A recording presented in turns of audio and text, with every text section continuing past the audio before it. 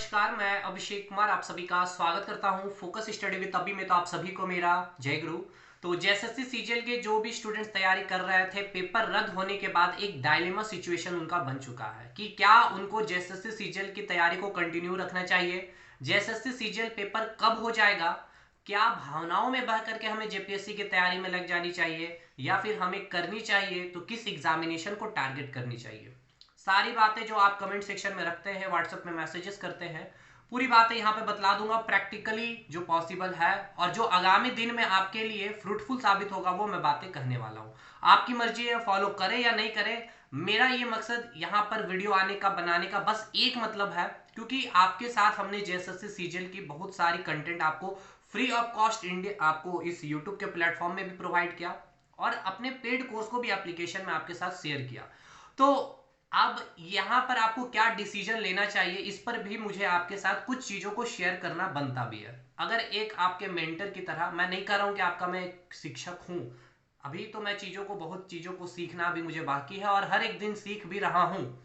खैर, इन सब चीजों को छोड़ करके तो अभी आपके लिए क्या करना सही है, अगर मैं बात कर लूं, अगर जेएसएससी सीजीएल की बात है, अगर मुझसे आप पूछ रहे हैं कि कब तक हो जाएगा एग्जामिनेशन, देखिए टू बी फ्रैंक, मेरा कोई यहाँ पे जेएसएससी से इंफॉर्मेशन नहीं आता, ना मैं इस तरह की काम करता हूँ, ना इस तरह की मैं वीडियो बनाता हूँ। ठीक है, ये बात भी नहीं कर रहा हूँ कि मेरी पहुंच उतनी दूर तक है या फिर नहीं है।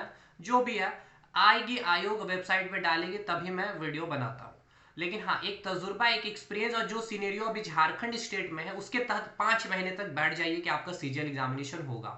अगर सरकार की बात कर ले अभी इलेक्शन को लेकर के और आपके लिए कुछ करना चाहती है तो 5 महीने के बाद पॉसिबल हो सकता है। ये मैंने कहा पॉसिबल हो सकता है, लेकिन 5 महीने तक मुझे तो नहीं लगता भाई।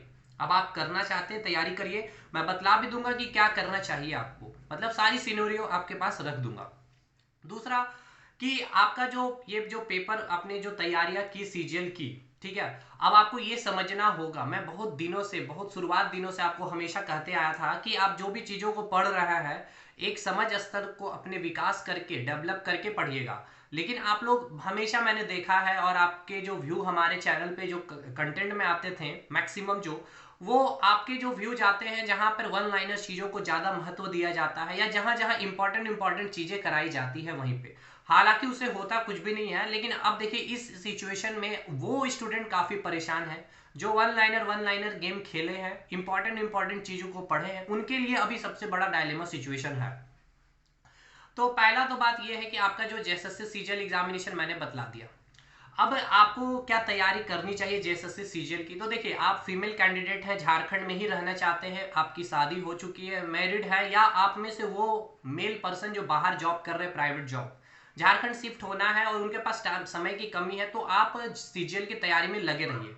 क्योंकि देखिए अब जो इस बार जेएसएससी सीजीएल का पेपर होगा, यकीन मानिए इस बार तो फेयर होगा, मेहनती छात्र का चयन होगा। लेकिन फिर से यहाँ मैं आपको उकसा नहीं रहा हूँ या फिर मैं आपको भावनाओं में नहीं बहा रहा हूँ कि आप तैयारी में लग जाइए इसका, ठीक है ना। मैंने ये बातें रख दी क्योंकि देखिए एजेंसी चेंज होगी, एसआईटी जो गठन हुई है, जो लोग पकड़े गए हैं उस पर जो भी एक्शन लिया जाएगा, फिर से एजेंसी क्वेश्चन बनाएगी क्योंकि नई एजेंसी आएगी, उसको सेंटर अलोकेट करना, फिर जाके एग्जामिनेशन कंडक्ट कराना, सेंटर, ये सब चीजें में समय लगेगी अभी तो। खैर ठीक है, तो ये रही बात। अब आपके लिए जो यहाँ मैंने नाम लिया फीमेल कैंडिडेट के लिए, आपको लगता है कि नहीं मुझे यहीं पर रह करके जॉब करनी है, गवर्नमेंट जॉब, और आप इधर उधर ज्यादा नहीं जा सकते, तो आपको कंटिन्यू करना चाहिए एग्जामिनेशन को लेकर। हाँ, ये एग्जामिनेशन होगी तो बिल्कुल जरूरी, ये बात पहला चीज आप क्लियर रखें। अब आइए बात करते हैं कि आपको किस एग्जामिनेशन की तैयारी करनी चाहिए। क्या आप जेएसएससी सीजीएल की तैयारी से आप एसएससी सीजीएल की या एसएससी सीजीएल के साथ साथ सीएचएसएल की, सीपीओ की,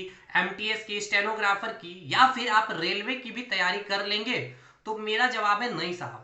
हाँ, आप एसएससी की तैयारी करके आप जेएसएससी पेपर को निकाल लेंगे, आप रेलवे की तैयारी करके आप जेएसएससी के पेपर को निकाल लेंगे, लेकिन आप जेएसएससी की तैयारी करके आप इन सब एग्जामिनेशन को नहीं क्रैक कर पाएंगे। और मैं आपको भाई प्रैक्टिकली चीजें मैं बतला भी देता हूं, और क्यों, क्योंकि आपको देखिए ये मेरा मकसद नहीं होगा कि आप हमारे कोर्स में इनरोलमेंट ले लें और वही मैं बातें बोलूं। मैं वो बातें बोलूंगा जो आपके आगामी दिन के लिए फायदे होंगे, और आपका कोर्स लेना ना लेना वो मेरे कंटेंट के ऊपर डिपेंड करेगा, बस इतना मुझे पता। अब ऐसा इसीलिए क्योंकि देखिए जेएसएससी की आप अगर तैयारी कर रहे हैं ना, तो पहली बात तो ये देखिए जेएसएससी का पैटर्न में दो चीज है, एक झारखंड जीके और लैंग्वेज पेपर अलग है, बाकी math reasoning science GK computer वो सब चीज है जो हर एग्जाम में पूछा जाता। क्लियर है? तो आप अगर जेएसएससी की तैयारी में बैठे होंगे तो पहली बात तो ये कि आपको ये पता नहीं है कि आपके पास टारगेट रहेगा कि हाँ ये जेएसएससी का एग्जामिनेशन इतने दिन में होगा, तो एक माइंड सेटअप आपके पास नहीं होगा कि इतने दिन में सिलेबस खत्म करना है। अब आपको बोल दिया जाएगा कि आपके अंदर भूख है नौकरी लेने की, तो आप हर दिन 10 घंटे 12 घंटा रेगुलर पढ़ेंगे, नहीं पढ़ पाएंगे 10-12 घंटे। भाई हमने अपने समय पे 10-12 घंटे रेगुलर नहीं पढ़ा था। और ये बातें मैं इसलिए नहीं कर रहा हूं कि यहाँ पर मैं अच्छी अच्छी बातें आपके फेयर में बोलूं, क्योंकि 10-12 घंटा रेगुलर पढ़ना हर दिन पॉसिबल नहीं है।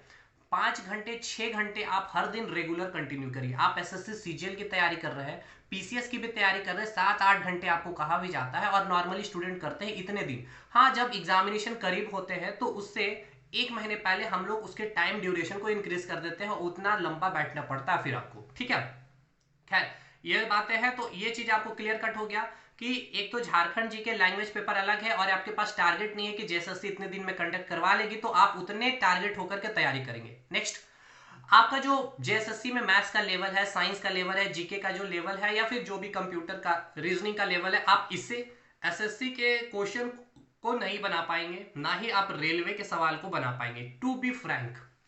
क्योंकि देखिए जो एजेंसी टीसीएस है करती क्या है, आपको मैं उसका निचोड़ बता रहा हूं। देखिए ये सब इसलिए बता पा रहा हूं ना, आज से 8-9 साल पहले से मैं इन सब चीजों से जुड़ा हुआ हूं। एसएससी सीजीएल मेंस का पेपर भी मैंने भी दिया, हालांकि वहां नहीं क्वालिफाई हुआ, फिर रेलवे में काफी दिनों से लगा, फिर जाके फाइनली रेलवे में आपने देखा भी रिजल्ट, सीबीटी 1 सीबीटी 2 साइको वगैरह सब कुछ क्वालिफाई करके क्लियर किया पेपर। तो यार देखिए बात ये नहीं है कि पेपर क्लियर कर देना, बात ये है कि तजुर्बा, बात यह है कि आपने कितना उन सब चीजों पे समय दिया है, कितना आपने उसको एनालिसिस किया।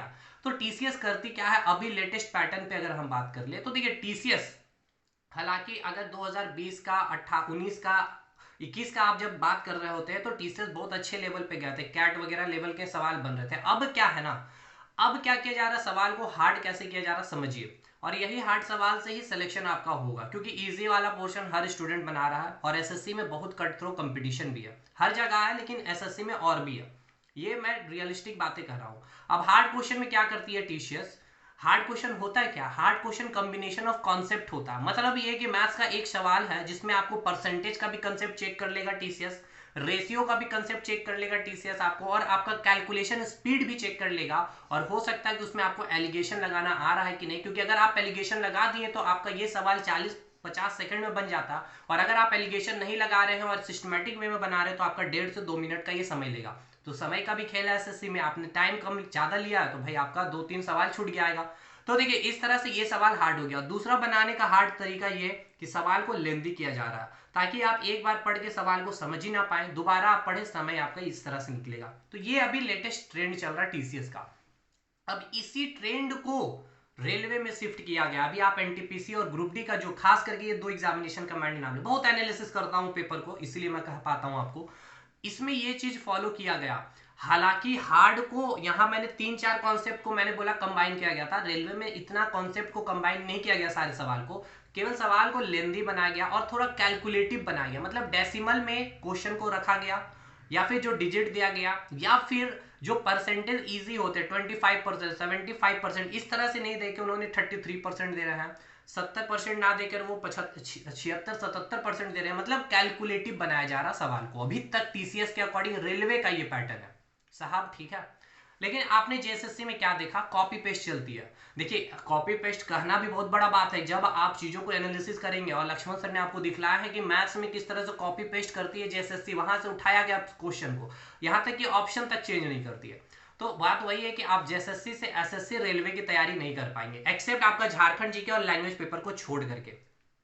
क्लियर, क्लियर है साहब। तो अब आपको क्या करना चाहिए, करना क्या चाहिए, देखिए अगर आप एसएससी की भी अभी अगर आप तैयारी करने बैठते हैं तो कम से कम मिनिमम मैं बतला रहा हूं, मैथ्स के लिए, रीजनिंग के लिए और जीके के लिए ऑलमोस्ट देखिए एक मतलब स्टैंडर्ड टाइम 8 महीने देने पड़ते हैं जीके स्ट्रांग करने के लिए। क्योंकि देखिए टीसीएस का जीके सबसे गंदा, देखिए मैं जीके जेएस का क्लास लेता हूं, इसका मतलब ये नहीं कह दूंगा कुछ भी, या वाकई गंदा सवाल पूछता है, कोई भी टीचर बैठ जाएगा या कोई भी पढ़ा देगा, आपको नहीं बोल पा सकते हैं वो, कि आप 100% कर पाएंगे, 100% इन द सेंस कि अच्छा कर पाएंगे।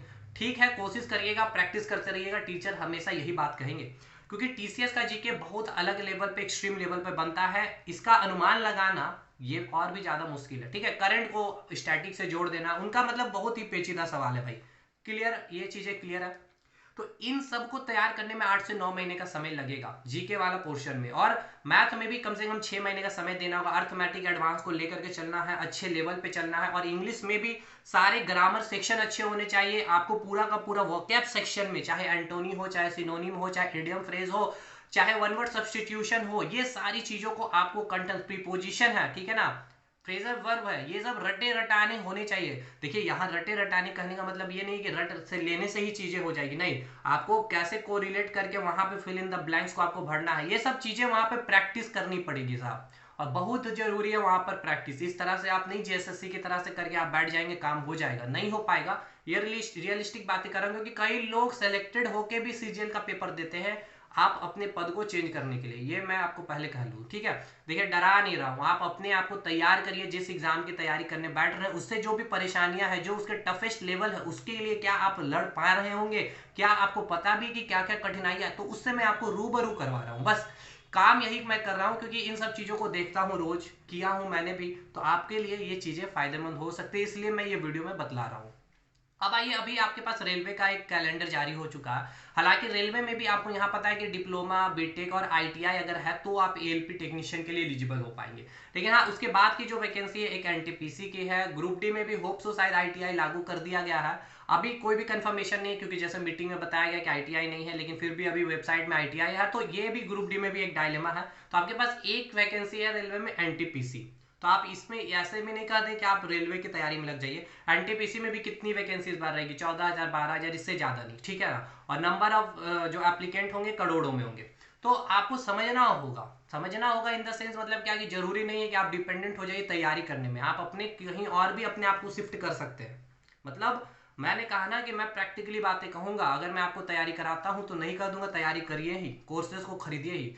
अपने जीवन को बेस्ट बनाना है ना दोस्त, तो आपको कहीं ना कहीं एक तरफ आपको निर्णय लेना होगा और एक बैकअप लेकर के चलना पड़ेगा, ठीक है। ये जीवन में आपको करना होगा कि अपना एक बैकअप बनाइए और एक चीज को में काम को आगे बढ़ाइए, और वो बैकअप उसको आगे जो कर रहे हैं ना काम, उससे कोरिलेट होना चाहिए। पूरा तो कोरिलेट नहीं हो पाएगा, मतलब कुछ तो कुछ कोरिलेट हो पाए, ताकि आपको पीछे जो बैकअप है उस पर हेल्प मिलते चले। समझ में आ रहा ना।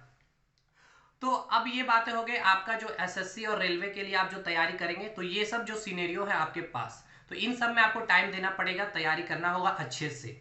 अब आपने किया क्या, जेएसएससी में वन लाइनर आपने पढ़ा है, देखिए जीके में आपने वन लाइनर पढ़ा है, साइंस में आपने हमसे खुद कहा कि सर कुछ इंपॉर्टेंट करवा दीजिए, इंपॉर्टेंट करवा दीजिए। नहीं होता है दोस्तों इनसे, आप हो सकता है शायद जेएसएससी में अच्छा कर जाते हैं, जेएसएससी का जो पेपर भी था इस बार आपने देखा भी है, तो आपको वो लेवल का रेलवे का एसएससी का नहीं मिलेगा। और यकीन मानिए इस बार सीटें भी कम है रेलवे में, रेलवे में लोग जो तैयारी कर रहे थे काफी साल से, उनकी तैयारियां भी अच्छी है, और आपको बहुत मेहनत करना पड़ेगा। तो अपना एक स्टैंडर्ड, तो सबसे पहले ये जानिए कि अपना स्टैंडर्ड को इंक्रीज करना होगा, क्योंकि अगर अभी आपको पता है जैसे सीजीएल का भी एजेंसी चेंज होगा, जैसे टीसीएस की डिमांड है, अगर टीसीएस आएगी ना तो यहाँ भी स्टैंडर्ड जो होगा क्वेश्चन का वो अच्छा हो जाएगा। तो वहां पर आपको कंसेप्ट की नीड होगी ही होगी, चीजों को समझना होगा, यानी अंडरस्टैंडिंग लेवल का क्वेश्चन आपको बनाना आना होगा, तब आप जाके बना पा रहे होंगे।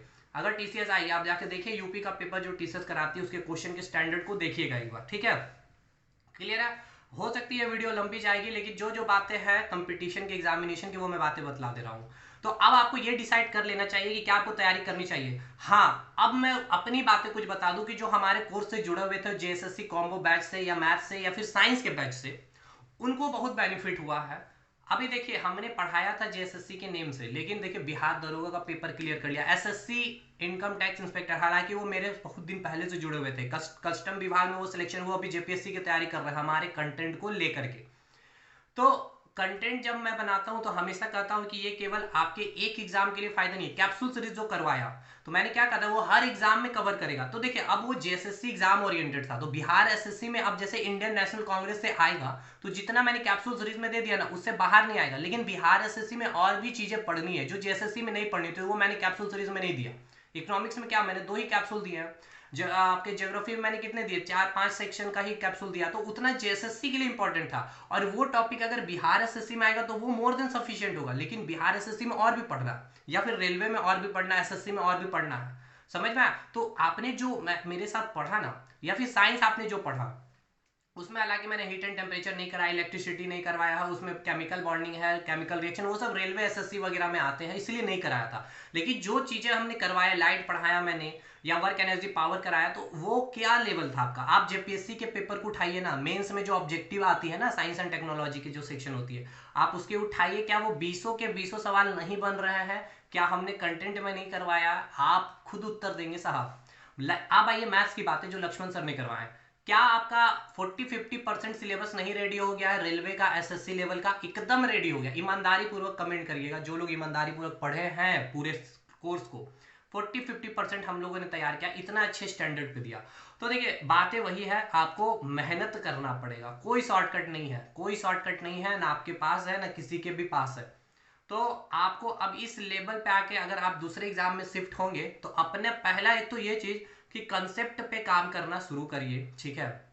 आप चीजों को पहले वो चीजों पे नहीं जाइए जो वन लाइनर फॉर्म में अच्छी लगती है देखने, क्योंकि वन लाइनर में आप कितनी चीजें याद कर लेंगे, या फिर कितने दिन तक आप याद रख पाएंगे? 1000 वन लाइनर में आपको कितने 1000 वन लाइनर में आपको चीजें याद रहेंगी? कितने दिन तक रहेंगे आपको पता नहीं, पता, और होंगे भी नहीं। लेकिन कंसेप्चुअली चीजें आपने पढ़ा होगा, और ये आपने भी देखा कैप्सूल सीरीज में किस प्रकार से कंसेप्चुअली जीके को पढ़ाया, तो आपने कितने क्वेश्चन टेस्ट सीरीज में हो, किसी के भी टेस्ट सीरीज में आपने लगाया तो बन रहे थे।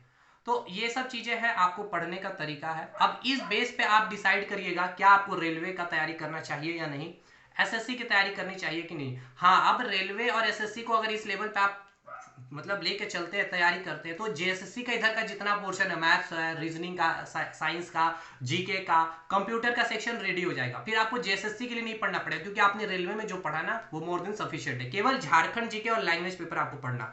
तो देखिए आपने झारखंड जीके पढ़ लिया है, लैंग्वेज पेपर तैयार कर लिया, तो इसको केवल रिवाइज करने में रखिए कि वीकली हम इसको एक दिन निकाल कर लैंग्वेज पेपर और झारखंड जीके रिवाइज कर लेंगे। झारखंड जीके में ऐसी क्या चीजें हैं जो आप नहीं कर पाएंगे, मुझे ये बताइए। ऐसी कोई चीजें नहीं है। अगर तजुर्बे, अगर कंटेंट को अगर कायदे से अगर आप पढ़ते हैं, बाकी जैसे झारखंड जीके का अब हम कंटेंट ऑलमोस्ट में पहुंच चुके हैं, बहुत जल्द आपके साथ मिलेंगे भी, फिर वो एक रामबान कंटेंट होगा आपके लिए झारखंड के एग्जामिनेशन के लिए। तो आप अगर एसएससी लेवल की तैयारी करते हैं, रेलवे की तैयारी करते हैं, तो आप जेएसएससी के एग्जाम को निकाल लेंगे, लेकिन जेएसएससी से आप इनके एग्जाम को नहीं निकाल पाइएगा। ये टू बी फ्रैंक मैं बातें बतला रहा हूं। अब आइए बातें करते हैं कि क्या आपको जेपीएससी की तैयारी में लग जानी चाहिए। देखिए पहले तो सिविल सर्विस की बात को समझिए कि आप कहीं से भी पढ़ लीजिए, 60% एक टीचर आपका मदद कर सकता है, एक टीचर आपको जो कंटेंट देंगे वो मदद कर सकते हैं। 20% आपका सेल्फ स्टडीज, 20-30% में बोल सकता हूँ, मतलब 50% ही आपके टीचर आपको मदद करेंगे। मदद क्या करते हैं, वो एक गाइड करते हैं कि यार ये चीज आपको पढ़ के जाना चाहिए। जैसे ह्यूमन राइट्स में मैंने बतला दिया, 8 पेज पढ़ के जाइए, आपका काम हो जाएगा, तो हो जाएगा, हो गया, हो भी जाएगा। अभी एग्जामिनेशन हुआ नहीं आपने, लेकिन प्रीवियस ईयर के पेपर लगाए तो बन गए ना।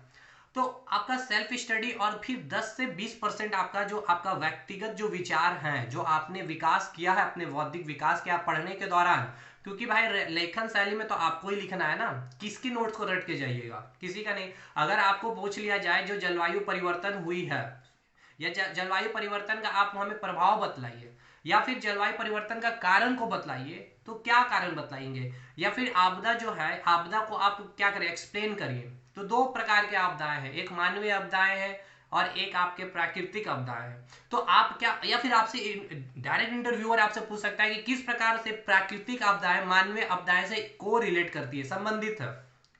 तो मानवीय हस्तक्षेप के कारण आप क्या करें, कहीं भी ड्रिल कर दे रहे हैं, कर दे रहे हैं नहीं, कहीं भी बोरिंग कर दे रहे हैं, या कहीं बम ब्लास्ट कर दे रहे हैं, कोई भी चट्टान को तोड़ रहे हैं, तो ये एक आपदा का सबसे बड़ा मुख्य कारण होता है। और इन सब कारणगत आपके कारण साइक्लोन, चक्रवात का उत्पत्ति हो रहा है, जिस कारण क्या है, आपके बाढ़ की सिचुएशन बन जा रही है। और ये जो मानवीय हस्तक्षेप है, इस मानवीय हस्तक्षेप के कारण कहीं ना कहीं प्राकृतिक में जो अभी आपदाएं प्राकृतिक के द्वारा हो रहे हैं, तो प्राकृतिक जो भी आपदाएं हो रही है मानवीय हस्तक्षेप के कारण ही हो रही है। तो ये आपको इस तरह से आपको इंटरव्यू में आपको बतलाना होगा। तो कब बतला पाएंगे, जब आपने पढ़ा होगा चीजों को समझ के, या फिर लेखन शैली में आप इस तरह की चीजें लिखेंगे, डायग्रामेटिक चीजें बनाएंगे। आपको अगर मैं पूछ लूं कि फूड चेन और फूड वेब में क्या अंतर है, ठीक है ना, तो आप शायद ना बतला पाए, क्योंकि आपको लगेगा कि इसमें कोई अंतर ही नहीं है। आपको पूछ ले भाई लेखन शैली में, आपको लिखने आ जाए मेंस में difference, what is the difference between food chain and food web, हाँ तो क्या, तो आप कब कर पाएंगे? अब एनसीईआरटी के लाइन बाय लाइन आप जब पढ़ेंगे तब आप बतला पाएंगे।